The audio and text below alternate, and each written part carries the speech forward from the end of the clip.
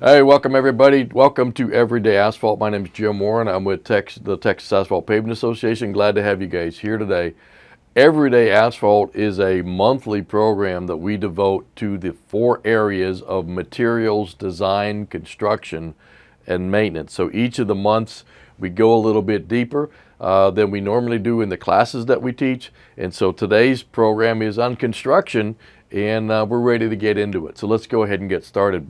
But right before we do, I want to remind you that these programs are recorded, and these programs end up on the Texas Asphalt Pavement Association's YouTube website. So if you go to YouTube, type in TXAPA or Texas Asphalt Pavement Association, this site's going to pop up. We are in one of the featured playlists in here, and what we'd like you to do is to go and click on that. You can watch all the episodes that we've done so far this year. And we'd also like you to like, subscribe, and share on our YouTube site so you're notified when we've got programs up there. And we have got a lot of stuff out there in this. And all the programs that we do, we try to put up there to make them easily accessible. But they'll only be accessible if you like, share, and subscribe. So please give us a shot there.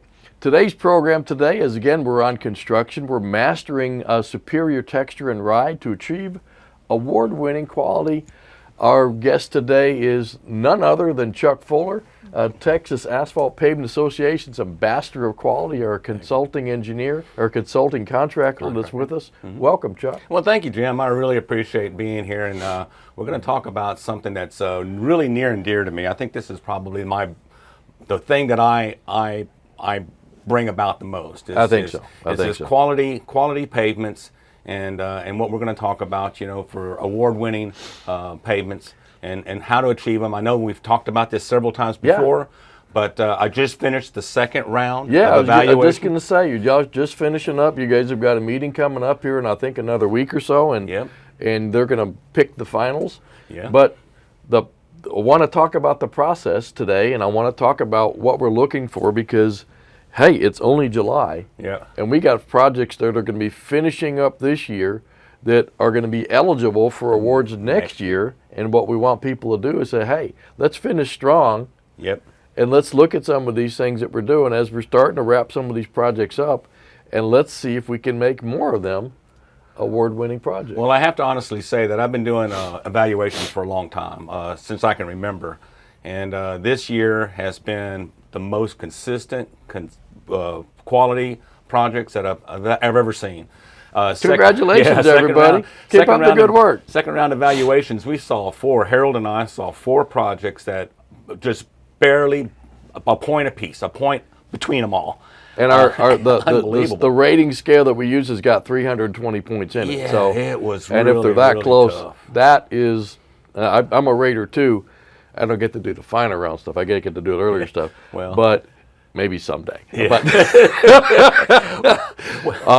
But it's hard. I mean, when you get into those high numbers, you got to earn it. And I'm glad that you have me here talking about this because it's now down to just the attention to detail, just the minute details that we really can concentrate on. And we're there.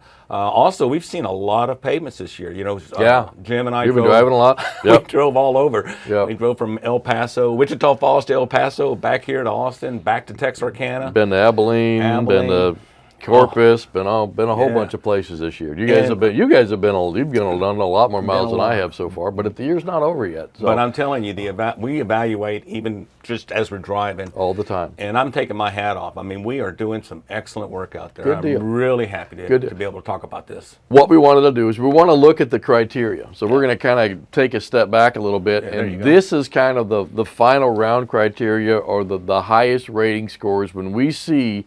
When these pavements, they're going to win a TXAPA award, they've got to be, the texture's got to be right, and we're going to talk about that. And some of these areas that we're going to talk about and go through in some detail today. Talk about longitudinal joints, talk about eliminating fat spots and roller marks. Ride, huge issue, huge thing that we look at. Those transitions and how everything is tied together on the project, as well as the transverse joints and stuff that might be in the wheel path that maybe affect ride that are issues in here. So what we've done is we've kind of capitalized or pulled these things down. And to me, this is indicative. You know, you can have a job that maybe rides good, it doesn't look good. That's right. And you can have a job that looks good, it doesn't ride good. Right. But when you're able to capture all that stuff together, and you can do that just as easy as we can do that every day when you start putting all these criteria down. And when you got your windshield time, when you're driving across a project, you go, okay, how's this look? Yeah, how's absolutely. it ride? How are the longitudinal joints? How are the transverse joints? How are my tie-ins? And is the texture right? Do I have a lot of this other miscellaneous stuff in there that just kind of distracts it a little bit? That helps us then when you're working on a project and it's feeding back to each other. Well, we saw two projects that were SMA jobs. One was a 2-inch and another one was an 1.5 inches. Yeah. And SMAs, you know, with fibers they have issues with fat spots. It's not hard to get a fat spot. Yeah. And I was so surprised. We had a look, I mean, really and truly, I saw 17 miles of an SMA job going both back and forth. And we didn't see any fat spot. Harold thought he saw one, but it was actually a button that had released. It flipped over. And he goes, hey, there's a fat spot. I said, no, Harold, that was a button now. That's a button. But the attention to detail is unbelievable. I mean, because it's so easy for those fibers to get, you know. Get a little bit of clump, it agglomerates, and then it falls off. Or if you don't clean your machine out, or if you don't clean your shuttle buggy out, or your paver, or your plant. That's another thing. You know, if your plants are not controlling their fibers correctly, and you get blotches of them, and we've all seen them, you know. Yep. And man, I tell you what, the 2 SMA jobs that we evaluated, and no fat spots. Good deal. Great. So what we're going to do for the rest of the thing today, just to let you know what we're going to do, is we're going to talk about these specific areas. And we've got video clips that we've taken from actually going out and riding the roads and from some of these activities that we're working on. And so we're going to try to demonstrate that, kind of like a instant replay on NFL or NASCAR when somebody crashes. We're going to be able to go back and look and see what happened. So, but we want to get started here. So Jim, tell me what's your 80-20 rule for paving. I know you use this all the time. We talk about it. So where did that come from, and where did you get it from? Well, you know, we look at everything that's going on, and again, this is my rule. Okay, I came up with this. I'll take credit or blame for it or whatever. But you know, it seemed like when we're looking at stuff, about 80% of it just seems to be just getting things set up right. Yeah. If we can just get the paver set up right, and we can feed the paver, it's going to do a good job. And if we don't mess with it, we're going to get a good job. That's right. And we got a lot of those projects out there that, you know, it's a good serviceable job. It's going to take care of it. It's going to do the work. But when you get to that next level, all of a sudden there just seems like there's something that's changed. Right. And when you talk to the contractors and you see the work and you see them working, there's just something. Maybe consistent operation is not the proper term, but there's just a level of attention to detail. Attention to detail. And like a craftsmanship, if you will, that gets you that next level. Yeah, and so that's kind of my 80-20 rule. So if you set the paver up correctly, you're going to get a B job. Yeah. Right? You're going to you just as long set it as up you correctly. feed it all right. You're feeding it all right. You're going to get a B job. Yeah. It's that other 20% that you're talking about. Yeah. That attention to detail, that consistent operation is going to bring you to that next level. Absolutely. So here's a video clip we use in some of our training programs. I love this clip. And what I just want to show some things here, okay? Just a general operation here. Got our screed operator right along the side here, being able to make adjustments in the width as we're going along. We've got a tack surface. We've got a consistent paving speed. We've got our end gate down. We've got our sensor here, our joint matcher in the right place. Let me back up. Let me hit that one more time. I got started too early. We've got our feed control sensor in the right place at the right angle. We've got our head of material constant, which is real critical to the surface. When we get up here, you can see our augers turning properly. And when you look back here on the mat, what do you see? You see consistency. And you see a nice vertical joint there. Absolutely. That we're tying into an existing mat. There's our auger speed. Nice, consistent operation. Nothing fancy. No. But, man, it laid a nice mat. Well, and I like to see the end gates. You know, I always come back and these end gates, either they're warped or they've been hit or they've hit a manhole, or they've been poked out, Yeah. or they're not all the way down and they're not floating, Yeah. you know, because of the screen or the springs. You Yeah. see the springs there? Yeah, you see the compression here, Yeah, and you yeah. see there's actually a washer right there with a nut. And if there's that little free play in there, then that thing is actually pressing down on the pavement and allows the screed to float around that without lifting up and then material getting underneath that. Absolutely. So that to me is, I mean, again, nothing fancy, No. but it's set up. The mat looked Set up good. correctly. It rode good. It's going to be good. It's going to be good. That's right. So again, when we get into texture, when we're talking about texture, we're talking about getting that proper paver set up. Blaunauer, Barber Green and Cat years ago came up with this paving by the numbers idea, Right. where they basically got a checklist of making sure the paver is set up properly. And then once we get the paver set up properly, we feed the screed properly with maintaining this head of material. Yep. Nothing very complicated here. But again, this is, you know, now we're getting from that B to an A job by just doing these things. And the thing that is, I think, the most thing here is being consistent about it, doing it every time. Every time. That's the thing. Yep. And again, the paving by the numbers, it's on our resource page. On our webpage, underneath resources. We have a ton of resources there. We should be paving by the numbers, and again, every single time going through there and checking off, you know, the paving by the numbers. So here's some textures. Great looking Here's mats. 4 different textures. Here's 1, 2, 3, and 4. I mean, that's about as consistent as you can find anywhere. We've got a wedge joint here for a drop off that we're building here, but I mean the consistency is when we talk about texture and we talk about looking at asphalt. When I go out and I'm looking for this. What this tells me we're doing right here. We've got that set up right. And the paver set up right. Yeah. Right? That's the deal, the paver set up right. And we're feeding it right. We got continuous paving. We've got that proper overlap of the materials from one load to another. We don't see cold spots. We don't see segregation. Yep. That's hard to do. It is. You know, it's hard to do. I'm not downplaying it. I mean, you got to have everything set up right. Okay. And we're going to see a couple of paintings. Okay, now here's a video. Okay, we're going to show a couple different video clips. Here's the first one. This is a 6-lane, 3 lanes in each direction, urban environment. And again, what we're looking, we see all the way across there. Look how uniform it looks. All it looks 3 good. of those mats, it and the good. shoulder. That's the other thing. Yeah, all the way to the across barrier. So and it's really, to tell you the truth, it's easy to talk about, but it's hard to do. If you don't have a paving plan and you don't have a knowledge of it, and you're not doing it every single day, and you're not debriefing, you know. Again, we'll talk a little bit more about debriefing here in a minute. But having that plan is critical. Absolutely. Having that plan is critical. Here's another one. This is an interstate. Oh, yeah. Okay. So again, you know, interstate roadway.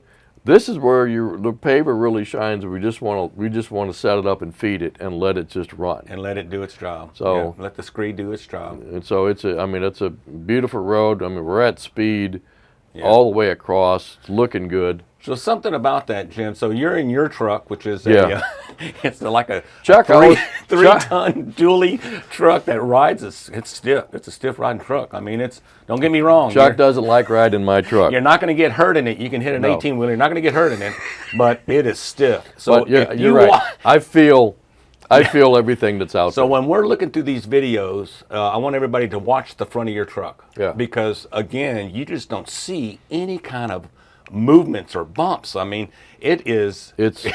It's smooth. I mean, it's just floating along there. You got a smooth roadway, not a smooth riding truck. You got a smooth roadway. Just say. We always have to go in his car. Yeah, well, or his SUV. All right, so texture. We've talked about paver setup. We talked about texture. Yeah. Let's talk about longitudinal joints. I know that's a big one for you. That's my biggest one. Is because it's the easiest thing to achieve, and yet we don't pay attention to it. We'll have a snake joint sometimes, or we'll have a joint that's not full. It's not compacted correctly, or it's too full, and we got crushed rock. Right. And it's the easiest thing, really and truly, to pay attention to and correct. And it's also the easiest thing to do a debrief on. Coming back and say, hey guys, you can see it. And again, we talk about this all the time. I get it having a bad day or a bad quarter mile, but I don't get having a bad job. Where you have, the whole project's got a snake through it. So how do we fix a snake? we do a layout, right? do we a use layout. a string line, we use a paint line, we do something to give the paver operator something to drive on. okay? Absolutely. You can't just say, hey, go drive me a straight line. You got to give him if he doesn't have a curb, Right. or doesn't have a structure, a structure that's going in the same direction, Absolutely. to tie up to, we've got to go out, we got to set a string line, or we got to paint a mark to give them that first round that they can really do that, and then we can join that or butt up to that with subsequent sections. Yeah. And as we're doing that, we always want to make sure that we're offsetting that joint. We never want to joint in a wheel path. We never want to load any sort of pavement right on the joint. So we want to offset that joint. We also want to offset it from the paint. Yeah, so we had this huge conversation in San Angelo during our PIQ meeting that, hey, we want to offset that joint from the paint strip because we're going to come in a couple of years and crack seal that main joint. Oh, and you don't want to fill in the paint? Yeah, they want to fill in the paint. I was like, well, if we construct the joint correctly and we tack it correctly and we pay proper attention to it, we shouldn't have to be crack sealing it in a couple of years. No, joints should not be popping. If they're early. popping out early, then we don't have a full joint. We don't have density at that joint. We push material away from the joint. Material away from we didn't compact it properly. So that's any number of things, and including proper overlap, end plate down, tacking the joint. Yeah. All that kind of stuff makes a difference. So let's build that joint correctly and not have to go through and crack fill it. Exactly. So here's a picture of a longitudinal joint. Here we've got this in there. You got the paver set up properly, running a grade control on the other side. But you can see we got a nice straight joint. We don't have a lot of loose material now in this in this area over here. And what do you not see in here? Yeah, no raking. No raking. No raking. Yeah. So I mean, I know that can be controversial in some areas and stuff, but if we let the paver pave, set it up right. Set the screed up properly, let the paver pave, let this screed operator keep that end plate right on the edge there as we're going, and then we compact. We've got enough material in here to make a nice tight joint. Yeah. If we take that material and we shove it away, there's nothing to compact. Air and water are going to get in, and guess what? We're going to have a joint failure very, very quickly. Yeah. So again, this is little stuff, little attention to detail. Hey, TXDOT's got a longitudinal joint density. Every sublot we should be checking our longitudinal joint density to see how we're doing. It's a check just to see, make sure we're getting where we get to. So again, setting it up properly. Feeding it properly and not messing with too much stuff. Driving a straight line. It has to be straight, guys. You know, it really does. is proper. So let's look at this one now, here. Chuck's going to go through this one. I'm going to get out of the way because he's going to kind of coach us through here. So here's a video of a project that they just looked at, and just to set it up properly, we're looking at how we build these turn lanes and these turnouts. These turnouts. So that turnout's going to go from 0 to 13 foot wide in that short section through there. And if you notice, the joint is straight as an arrow. Can't even see the joint. You can't even see the joint. And it takes a lot of work to do that, guys. You're going to have cutoff chutes. You're going to have to think about it. Let's look at that one more time. Yeah, look at it. And also, look, there's no roller marks. There's no roller marks. They didn't overwork anything. They had a plan. The curb looks good. The curb looks good. And this, again, is on 1.5 inches. That's all this is one lift, 1.5 inches. But the thing about it is that you can't do that while you're paving and you come up and you go, oh, we got a turn lane. What are we going to do here? Yeah. These guys had a paving plan. This crew had a paving plan and said, when we get to these turnouts, we're going to do X, Y, Z. They've already got stuff pre-positioned to do that. If they're using a cutoff shoe or whatever, it's already there, ready to go. And they talked about it, and because there was 8 or 10 of these on this project, and every one here's another one coming up. Here's another one. Look at this. Okay. This is just as same thing, just as pretty as can be. Look at the uniformity of the mat all the way across. We saw no roller marks. Yeah. Typically, when we get to these turnouts, you see where individuals have issues with it. You see roller marks. You see where they dumped and reload. Or you see some other issues. Yeah, here's one more. This one's really big because watch this. As we're coming across there, you added that whole lane in there. The whole lane. So you went from all the way through there, and then also when we hit the end of that particular deal, that's the end of the project. That joint was smooth as can be. I mean, it was as smooth as any transverse joint that I've ever been to, which means they probably did a good butt joint. So when you're looking at this kind of stuff, obviously, you know, we talked about texture and the ride and those being really big things, and those are really good things for performance, but aesthetically, yes, You know, when they're able to do those things and make that meld into the main lane, Yes. that to me, that's like another level. Absolutely. And like you said, that takes the prior planning, the prior, you know, the attention to detail, the preposition of whatever equipment I'm going to use, Yeah. and getting things ready. But when you get into that level, and that's the level that's going to win awards, Absolutely. is that's what it takes. And so kudos. If you're doing that, keep up the good work. If you're not, here's an opportunity to maybe bring your game up, or now you see the things that we're looking for in this process. Absolutely. And I can't stress enough, it's a paving plan. When you Yeah. get to an intersection, how are we going to do the intersection? Are we going to pull through it? We're going to pull this. I mean, you can do it any way you want to. All I want is it to be uniform. I want it to be the joints not to be in the wheel path. I want it to be smooth. I want it to look just like it's part of the whole structure. You know, I don't want it to look like something different.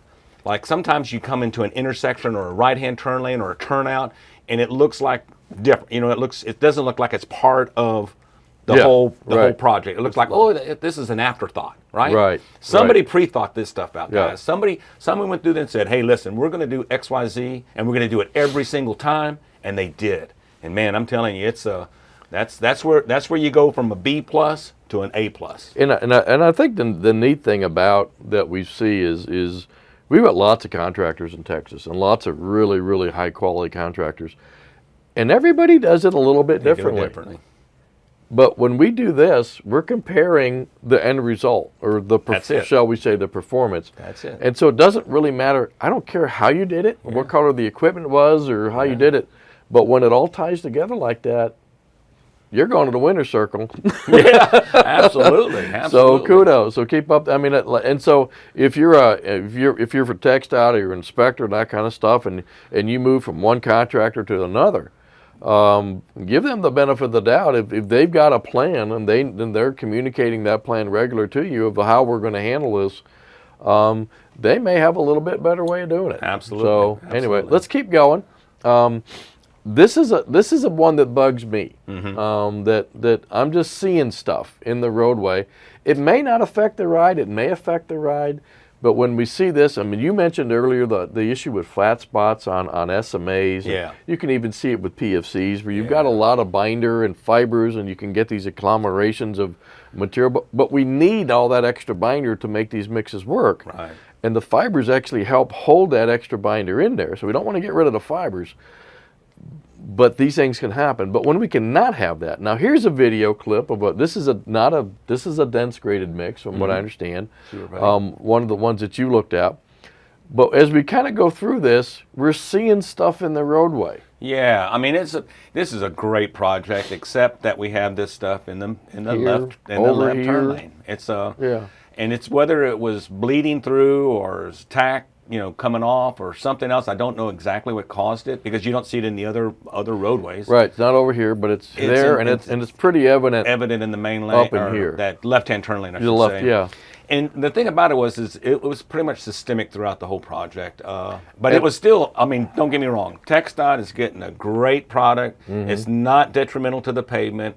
The only people that are really going to see that are going to be me and you, evaluators. That's what I told Harold. Harold goes, my goodness, look at that. And I said, Harold, do you think anybody else besides you or me are going to notice that? And the answer is no. I mean, it really, it's there. We see it, but we see it as an evaluator. And again, we're evaluating in the second round. This is a second round project, and it should be in the second round.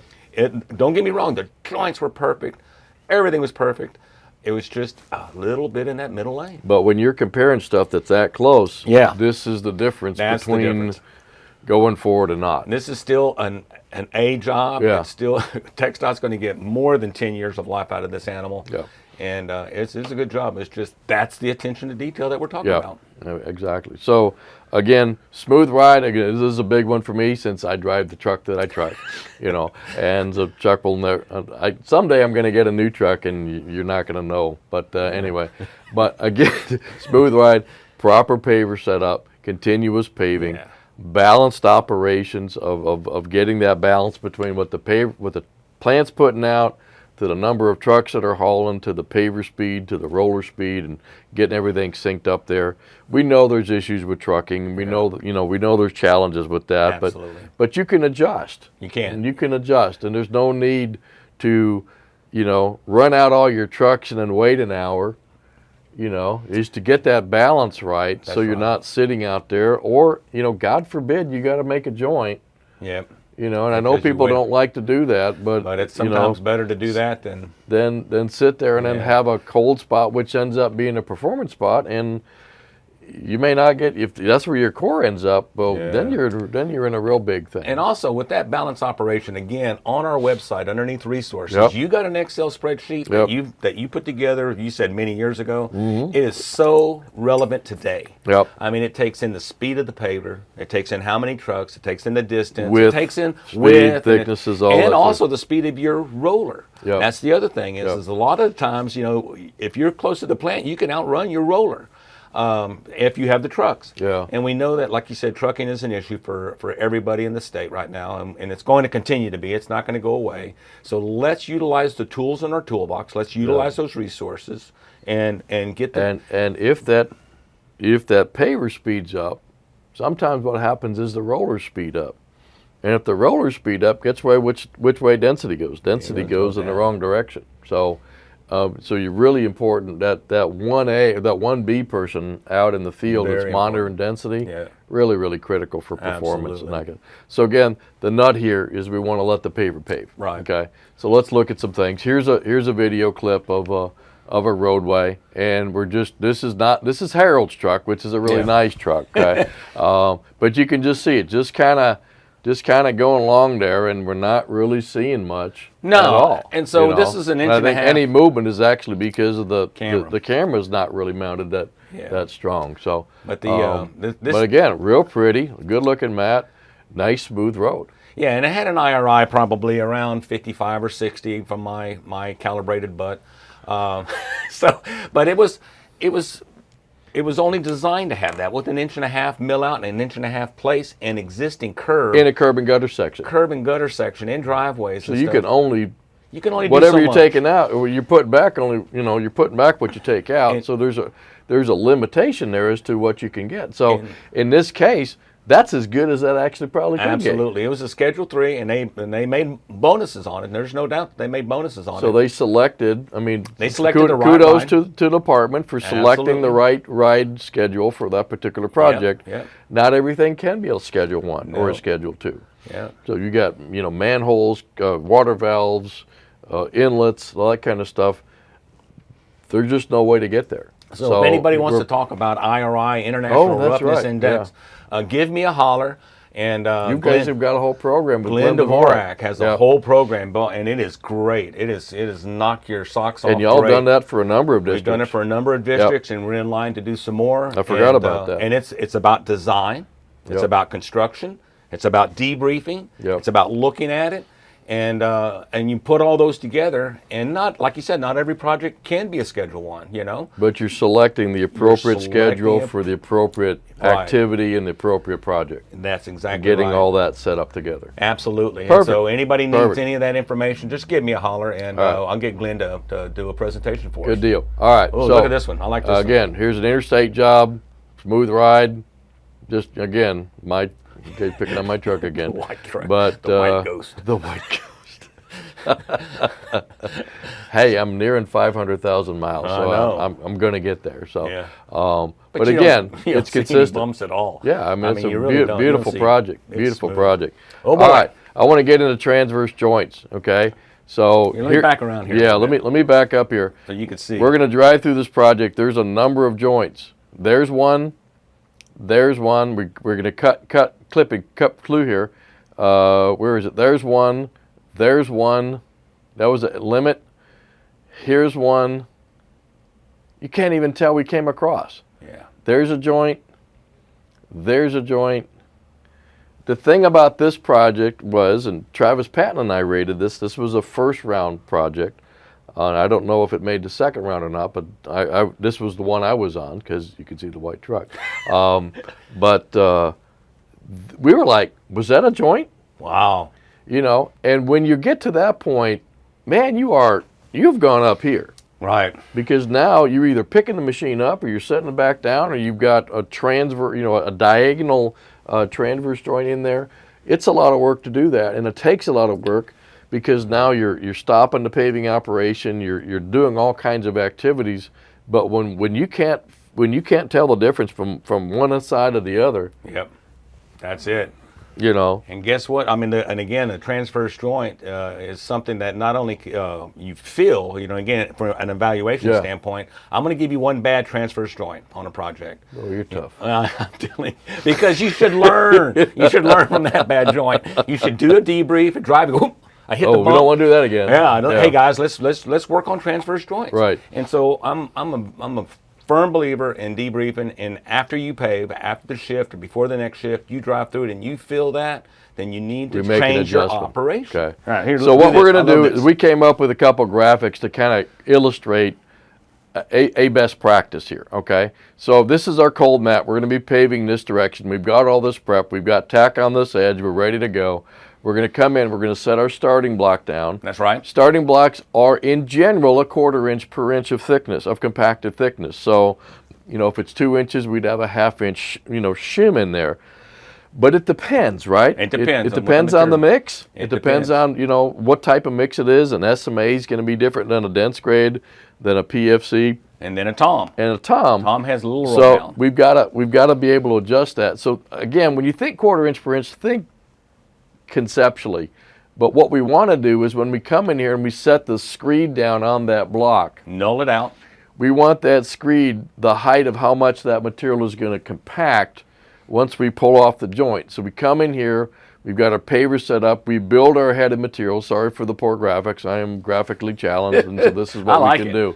So we build our headed material right, and a key thing here is making sure we have a uniform headed material when we pull off. Because again, this screed is balancing on that headed material. That's correct. And if we have too much of a headed material, you were on that project, we saw that. Rise up, yeah, it jumps up on us. We were on a project not too long ago where they're pulling off a joint, they got in a hurry, they way filled up this auger aimer, and when I go look, and we saw the screed just rise way up and it came back down. Yep. So we want to try to pull off on that. So then when we pull off, we've got a nice uniform lift. Then this level or this height is going to be parallel to this height.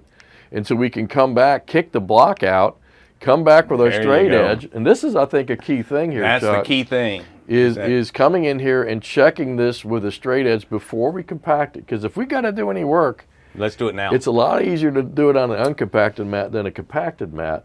Yeah. So we'll check that a couple places across and make sure this gap is the same. If that gap is uniform, that means we're parallel, which means we've got the right height, and we can then come there and then compact the material and come back and set that straight edge back down. Yeah. And now we shouldn't have much anything under that joint. We'll have a joint like we just saw in those videos where things have just kind of lined themselves up, and we've got enough material in here to get a good tight joint and good performing joint. Yeah, so when I come upon a project, that's I kind of look for a 10-foot straight edge, or straight edge. 10 foot is what we need to have, and I've seen some of them where they have a little holder welded on the back of the paver, and it's sitting in there. Yeah, absolutely. And when I see that, I go, ha! There we go. Those guys know what they're doing. Those guys got it. When I drive up and there's no starting blocks or there's no 10-foot straight edge, the chances of them making a good transverse joints are. You got to be able to measure what you're doing. Yeah, and I'm not saying that you can't, because every time you say you can't, somebody's going to prove me wrong. I know. But again, your chances are probability of success of having the right tools, having that stuff there, it goes up. Absolutely, it goes up. Yeah. So again, we should be pulling off of something, not off of the existing pavement for the most. Unless you're building a pad. Yeah. And some people build a pad, which is actually the thickness of the material that's going to be compacted.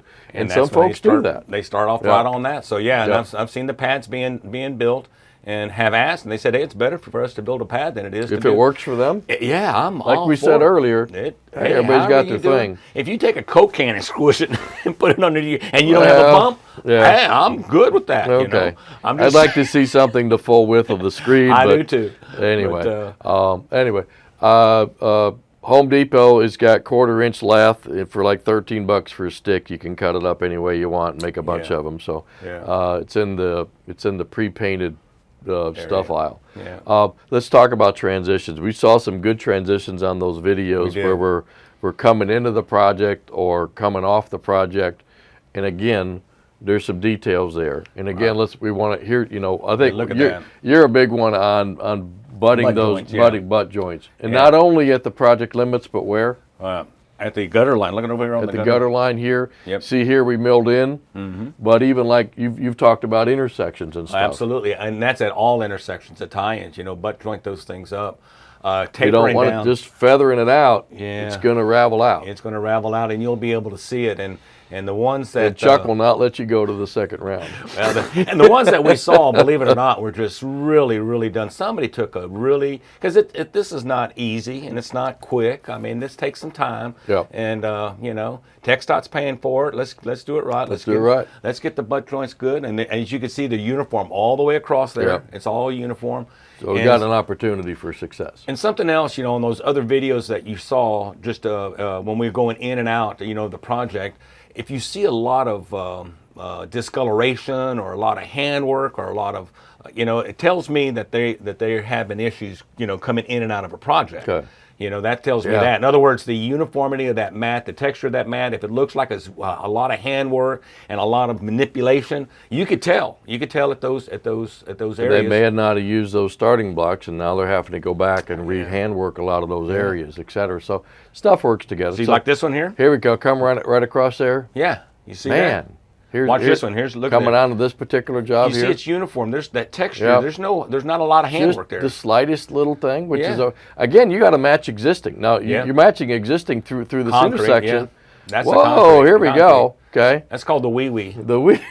And coming off here, we're finishing this particular project. Boom, that's perfect. Just a little bump there, but again, you're trying to match into existing, and sometimes when you're matching existing, there's not much there. So. Yeah. But again, trying to make that consistent. So let's look at a graphic. Oh yeah, this is really great. This another graphic in here. So again, here's maybe our project limits. We're paving in this direction. We're going to come in with our operation and pave up to that joint. To me, kind of the key thing here, when we talked about head of material earlier, that head of material is going to regulate the thickness of that mat. So if we maintain that head of material all the way to the point. Now, whether you run the screed right up to it, in that situation or in this situation where maybe you stop back just a little bit from the joint and use the material in this area to construct that head of material, either way works. But again, the net effect when we get done is we've got a nice proper amount of material in there that we can check before we compact it. We'll come back in and we'll compact it, and then we'll compact back in and we'll check it one more time just to verify and validate that it's as smooth as it is. And that's the kind of things that gives us those tie-ins on those projects that are pretty way cool. This is a good one here. That's the thing that I've always kind of noticed, if it's a really good joint, the only thing I'm going to notice is there's a color shift between one side and the other. Yeah. And my big old truck doesn't bounce. Yeah. Okay? But when we check that with a straight edge, we shouldn't have much gap. Should not have any gap underneath there. So what do you think typically? Is it a bump or is it a dip when we feel something at a transverse joint? It's not a trick question. I always wonder. It depends which way we're coming. I think it depends which way we're coming. Yeah. Okay, let's look at this one. Say we're coming in this way. Right. Okay. If we're coming in this way, and this is the project limit, and we're coming in this way, if we drop the head of material, we're going to have a dip and then hit this, and it'll be a bump. Okay? Gotcha. If we're going the other way, and we get everything set up right, it'll be smooth. But if we do it the other way, we don't have the head of material, we'll get a dip coming off that. Or if we have too much head of material or we're not set up properly, we'll have a bump coming off there. So it depends. Yeah, it depends. It depends. Well, and I always wondered that because like what we saw when we were on that project, and that head of material was way up. I don't know why they brought that material all the way above the auger. Yeah. I mean, it was almost overflowing the back of the screed. And when they took off, you could just see that screed just go straight up. And then it leveled off. You know, the screed's floating, and that was definitely going to be a bump and a dip. I mean, you're going to dip and then bump. Yeah. But and it was so obvious. And once the superintendent saw that, he goes, they'd burn it. You know, it was that. But now we're already pulled out. Now what are you going to do? You're going to pick back up, go set it back down. Now you got a lot of handwork. A lot of handwork, etc. But yeah. So what we tried to cover in this little period of time that we've had is talk about those issues and show you some videos and some clips and some graphics that are going to illustrate the types of things that get us from a B job to a winning, you know, a walk across the stage job and get your plaque job. But again, it's that texture. We're always going to look for texture. We're going to look for those tie-ins, those joints, how the whole project ties together. Obviously, we're going to look for the ride. Absolutely. And we're also going to look for aesthetics. As well. So to me, that is the winner circle projects. That's the Super Bowl projects that really get there. We do a good job. I mean, y'all need to be congratulated for doing a really good job. But we've been upping our game every year. We can see it on the awards. We can see it on the pavement performance. Our roads are doing better. They're lasting longer. We're using really good materials. We've got a lot of people involved in it, from the liquid side to the aggregate side to the equipment side to the contractor side to our agency pals. Everybody's working on this. So congratulations. Keep up the good work. So if it looks good and it rides good, probably going to be it's good. Probably going to be good. Now, guys, listen. So NAPA, the National Asphalt Paving Association, will submit all of these award winners to NAPA. And last year we submitted 11. I think we won 9 or we won 10. And NAPA, every year. And NAPA looks at the statistical analysis of the test data. They don't look at the ride and the like we do. They look at the statistical analysis, and if it's over 50,000 tons and they look at that statistical analysis, then that goes into another category called the Sheldon G. Hayes Award. The Super Bowl. That's the Super Bowl. We won it. We won it this last year. Hey, so congratulations to Kiewit. They won it this year. We've only won it 3 times. We've only won it 3 times since the Sheldon G. Hayes Award. And when I say we, Texas. The state of Texas has only won this thing 3 times. And here we are. So Peter Kiewit, the year of COVID, they were in the finalists. They ran finalist.